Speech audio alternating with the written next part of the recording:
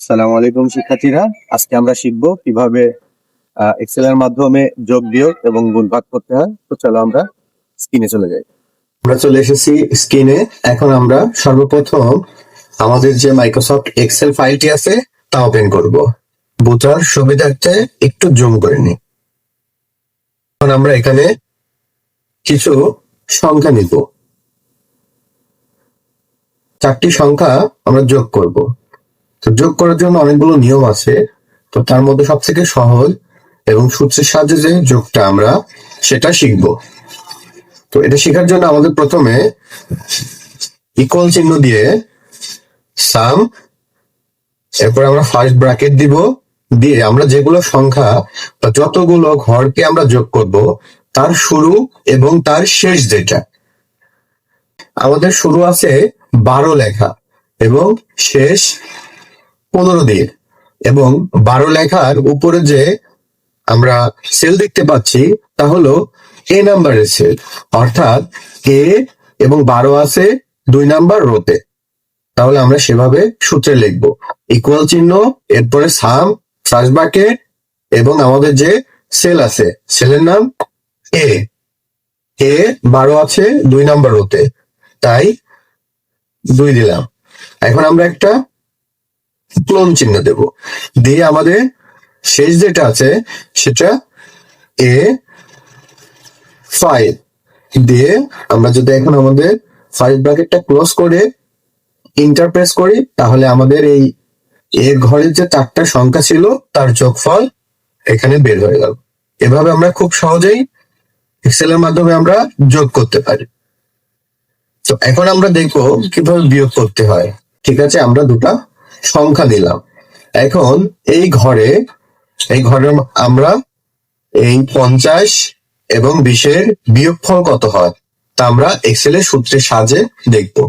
তো আমরা প্রথমে বিয়োগ করার ক্ষেত্রে প্রথমে যা করতে হবে, আমরা আগের মতো ইকুয়াল চিহ্ন ব্যবহার করব, এবং এই 50 কোথায় আছে? 50 আছে বি সেল এবং 2 নাম্বার রোতে। তো আমরা সেটা লিখবো C2। এখন যেহেতু আমরা বিয়োগ শিখতেছি তাই আমরা বিয়োগ চিহ্ন দেব। বিয়োগ চিহ্ন কত? 50-কে আমরা বিয়োগ করব। 50 কোথায় আছে? আছে সেল সি এবং রো 3 দিয়ে আমরা যদি ইন্টার প্রেস করি বা ওকে করি তাহলে আমাদের কাঙ্ক্ষিত ফলাফল পেয়ে যাব। এই যে 50 থেকে 20 যখন আমরা বিয়োগ করছি বা মাইনাস করছি তখন 30 পেয়ে গেছে আমাদের ফলাফল। এখন আমরা শিখবো কিভাবে গুণ করতে হয়। এখন আমরা এই দুটো সংখ্যার গুণ করব। কিভাবে গুণ করতে হয়? সেম আমরা আগের মতোই ইকুয়াল চিহ্ন দেব এবং এই দুইটার গুণ করব। এটা কত নাম্বার সেলে আছে? ই নাম্বার সেলে আছে, তাহলে আমরা ইটা লিখবো ই। 8 কোথায় আছে? 2 নাম্বার রোতে আছে, তাহলে এই রো। এখন আমরা গুণন চিহ্ন দিব। আমাদের স্টার চিহ্ন মানে গুণন চিহ্ন।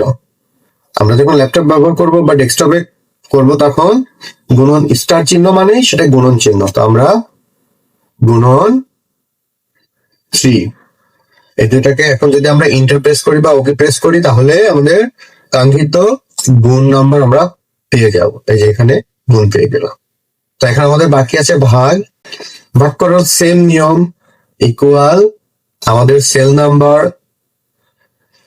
নাম্বার জি এবং রো নাম্বার কত? 2। একে আমরা ভাগ করব। এটা আমাদের ভাগ চিহ্ন, স্ল্যাশ চিহ্নকে আমরা ভাগ হিসেবে ব্যবহার করব। এরপরে আছে আমাদের সেল জি এবং রো 3।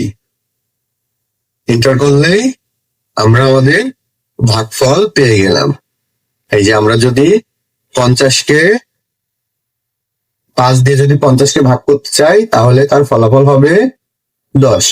এভাবে খুব সহজে আমরা যোগ, বিয়োগ, গুণ এবং ভাগ এক্সেলের মাধ্যমে করতে পারি। ঠিক আছে, ধন্যবাদ সবাইকে।